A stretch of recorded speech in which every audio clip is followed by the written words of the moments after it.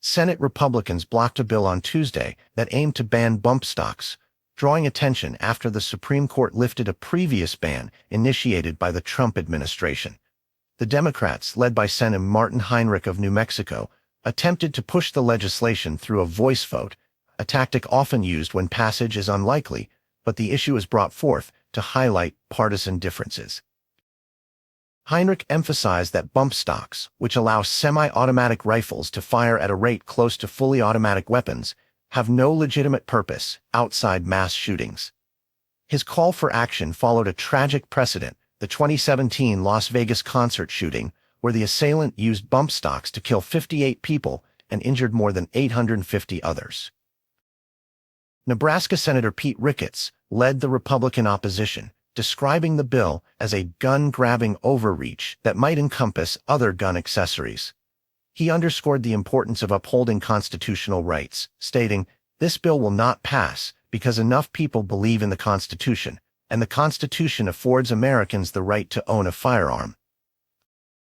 The Supreme Court's recent ruling, penned by Justice Clarence Thomas, argued that bump stocks do not transform semi-automatic rifles into illegal machine guns, as each trigger pull still results in a single shot. This decision mirrors the broader conservative stance on gun rights reflected in Trump's original executive action. Interestingly, Trump had implemented the bump stock ban in 2018, but did so through the Bureau of Alcohol, Tobacco, Firearms, and Explosives, ATF, rather than seeking legislated law, possibly foreseeing the Supreme Court's eventual overturn. Trump's approach aligned with the National Rifle Association's (NRA) preference to avoid permanent legislations that could introduce more firearm restrictions. While the Republican bloc currently opposes the ban, the party shows signs of internal division. Though some Republicans, like Senator Lindsey Graham, firmly reject any restrictions, others, including Senator John Cornyn of Texas, express tentative openness to discussions if reasonable proposals are presented.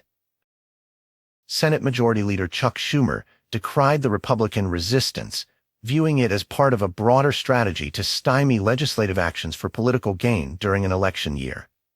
The Democrats' push includes other contentious measures, such as restoring nationwide abortion rights and safeguarding contraceptive access, framing these as critical public safety and health issues.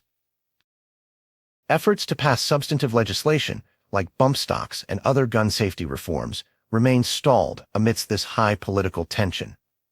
Schumer vowed to continue bringing these bills to the vote, maintaining pressure on Republicans to make their positions clear to the American public. Despite the political gridlock, one thing remains certain: the debate over bump stocks exemplifies the ongoing clash between upholding constitutional freedoms and ensuring public safety, a balance that continues to elude a bipartisan consensus.